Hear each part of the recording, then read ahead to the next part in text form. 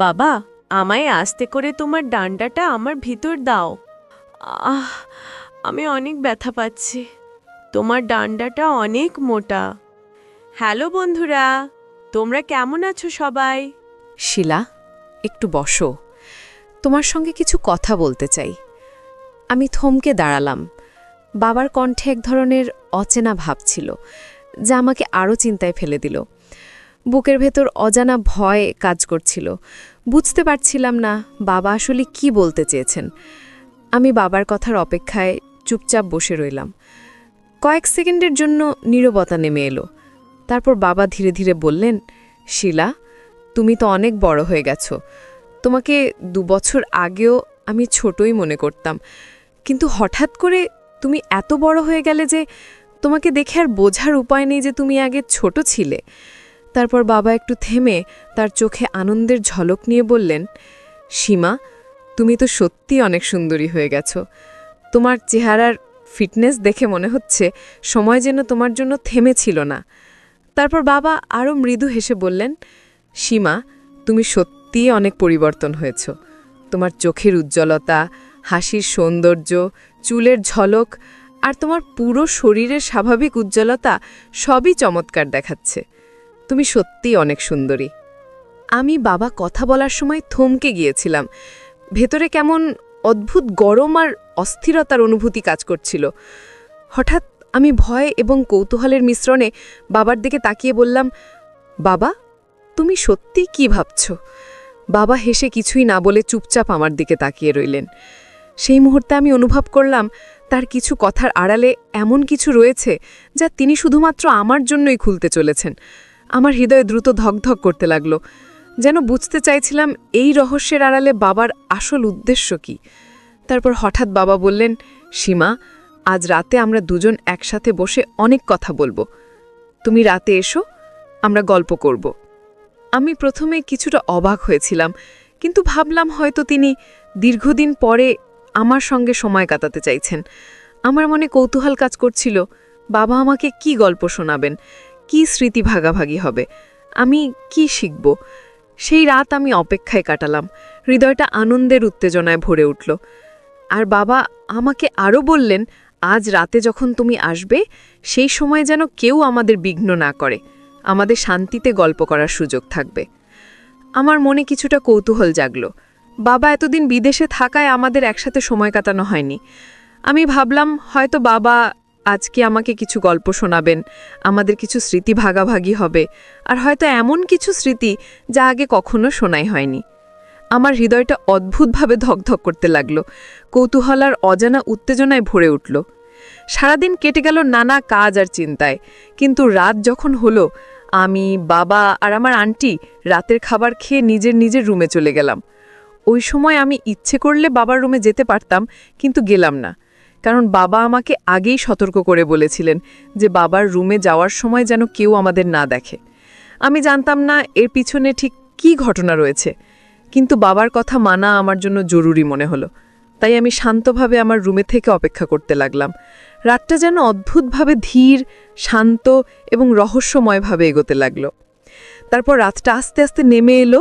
ঘরের আলো নরম হয়ে গিয়েছিল আর বাড়ির চারপাশে শান্তি নেমে এসেছে। আমি নিজের রুমে বসেছিলাম, কেমন অদ্ভুত উত্তেজনা আর কৌতূহল মিশ্রিত অনুভূতি নিয়ে ভাবছিলাম বাবার কথা আর আজকের রাতটা নিয়ে। জানালা দিয়ে চাঁদের আলো আসছিল আর বাইরে বাতাস হালকা শিহরণ ছুঁয়ে যাচ্ছিল। হৃদয়টা ধকধক করছে। আমি জানালা দিয়ে চাঁদের আলো দেখে ভেতরে এক অদ্ভুত শান্তি অনুভব করছিলাম, কিন্তু একই সাথে মনে হচ্ছিল যেন রহস্যের আবরণে কিছু লুকিয়ে আছে। আমি নিজেকে বলছিলাম, আজ রাতটা নিশ্চয়ই আলাদা হবে। বাবা হয়তো আমাকে তার কিছু স্মৃতি, কিছু গল্প শোনালেন যা আগে কখনো শোনাই হয়নি। হঠাৎ আমি শুনলাম বাবার রুমের দরজা ধীরে ধীরে খোলার শব্দ। আমার হৃদয়ে আরও দ্রুত ধকধক করতে লাগলো। মনে হচ্ছিল এই মুহূর্তে সব রহস্য উন্মোচিত হতে চলেছে, আর আমি চোখ বন্ধ করে সেই অজানা অভিজ্ঞতার জন্য প্রস্তুত হচ্ছিলাম। তারপর আমি ধীরে ধীরে রুমের দরজার দিকে এগোতে লাগলাম। চাঁদের আলোয় সবকিছু অদ্ভুতভাবে উজ্জ্বল লাগছিল। আমার হৃদয় দ্রুত ধকধক করছিল। উত্তেজনা আর কৌতূহলের মিশ্রণে বাবার রুমে প্রবেশ করার মুহূর্তেই আমার মনে অজানা ভয় ও আশ্চর্যের অনুভূতি ভাসছিল। দরজার হাতল ধীরে ধীরে নাড়ালাম আর ধীরে ধীরে দরজা খুলল। ঘরের মধ্যে নরম আলো, সাদা চাদর আর বাবার শান্ত উপস্থিতি সবকিছু যেন সময়কে থামিয়ে দিয়ে মুহূর্তটাকে আরও রহস্যময় করে তুলেছে। আমি ঘরের মধ্যে ঢুকতেই বাবা হালকা হেসে বললেন, সীমা, ভিতরে আসো, বসো। তুমি 1 মিনিট এখানে বসো, আমি একটু পর আসছি। তারপর বাবা কই যেন গেলেন। তিনি কোথায় গেলেন এটা আমি জানি না, আমাকে বলেও যাননি। আর আমি একা রুমের মধ্যে বসে রইলাম। হঠাৎ ঘরের আলো নিভে গেল, আমার চোখে অন্ধকার নেমে এলো। আর আমার কাছে মোবাইল বা কোনো লাইটও ছিল না। আমি প্রথমে একটু ভয় পেলাম। অন্ধকারের মধ্যে সবকিছু অস্পষ্ট, ধ্বনিটা মৃদু এবং অদ্ভুত মনে হচ্ছিল। কিন্তু সাথে সাথে আমার মন একটা অদ্ভুত উত্তেজনা অনুভব করতে লাগল। মনে হচ্ছিল অন্ধকারের আড়ালে যেন কোনো রহস্য লুকিয়ে আছে, কিছু এমন যা আমি আগে কখনো অনুভব করিনি। আমি ধীরে ধীরে বসে রইলাম, হৃদয়টা দ্রুত ধকধক করছিল। চারপাশে নিস্তব্ধতা, বাতাসের হালকা শব্দ সব মিলিয়ে এক রহস্যময় পরিবেশ তৈরি করেছিল। আমি বুঝতে পারছিলাম এই রাতটা সাধারণ রাত নয়, এখানে কিছু এমন ঘটতে চলেছে যা আমাকে অন্যরকম অভিজ্ঞতা দেবে, একটি অজানা, গভীর এবং অবিস্মরণীয় মুহূর্ত। আমি অন্ধকারে বসেছিলাম, চারপাশ নিস্তব্ধ। কিছুক্ষণ পর হঠাৎ শুনতে পেলাম দরজার নরম চাবির শব্দ। আমার হৃদয় দ্রুত ধকধক করতে লাগল। মনে হচ্ছিল বাবা ফিরে এসেছেন। একটি ধীরে ধীরে কদমের শব্দ রুমে ভেসে এলো। আমি অন্ধকারে তার সিলুয়েট দেখার চেষ্টা করলাম, কিন্তু কিছুই দেখা যাচ্ছিল না। শুধু মনে হচ্ছিল তার উপস্থিতি আমার কাছাকাছি, আর সেই উপস্থিতি এক অদ্ভুত শান্তি এবং কৌতূহল দিচ্ছিল। বাবার ধীর কণ্ঠে বললেন, সীমা, ভয় পেও না, সব ঠিক আছে, তুমি শুধু আমার সঙ্গে বসে থাকো। আমি হালকা শ্বাস নিলাম। অন্ধকারে তার কণ্ঠস্বর যেন আরও কাছের হয়ে আসছিল। মনে হচ্ছিল তিনি শুধু আমার জন্যই এখানে আছেন, আর এই মুহূর্তটা আমাদের মধ্যে একটি বিশেষ স্মৃতি হয়ে দাঁড়াবে। আমি বুঝতে পারছিলাম এই রাতের রহস্য শুধু গল্প বা কথার মধ্যেই সীমাবদ্ধ নয়, এটি আমার বাবার সঙ্গে আমার সম্পর্কের এক নতুন অধ্যায় শুরু হতে চলেছে, একটি গভীর, নিরাপদ এবং অজানা অভিজ্ঞতার রাত।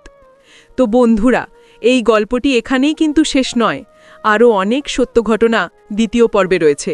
যদি এই গল্পটির দ্বিতীয় পর্ব আপনারা পেতে চান, তাহলে এই চ্যানেলটি অবশ্যই সাবস্ক্রাইব করে পাশে থাকা অল নোটিফিকেশন অন করে রাখবেন। আর আগে থেকে আপনারা এই চ্যানেলটি যারা সাবস্ক্রাইব করে রেখেছেন, আপনাদেরকে জানাচ্ছি অসংখ্য ধন্যবাদ। জীবনে সবসময় পরিবার, প্রিয়জন এবং কাছের মানুষদের মূল্য দিন, তাদের সঙ্গে সময় কাটান, ভালো মুহূর্তগুলো উপভোগ করুন এবং একে অপরের সাথে স্মরণীয় স্মৃতি তৈরি করুন।